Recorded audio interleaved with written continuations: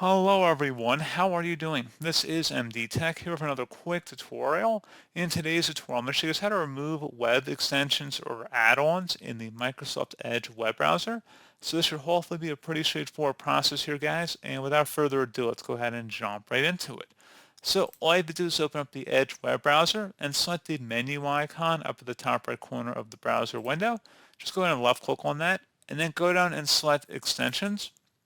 Now you can remove them directly from here by selecting the three-dotted icon next to it and select the Remove from Microsoft Edge option, or you can go underneath Manage Extensions and then you can remove them from here.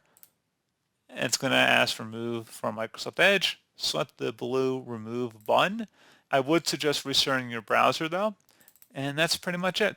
So as always, thank you guys for watching this brief tutorial. Do hope I was able to help you out, and I do look forward to catching you all in the next tutorial. Goodbye.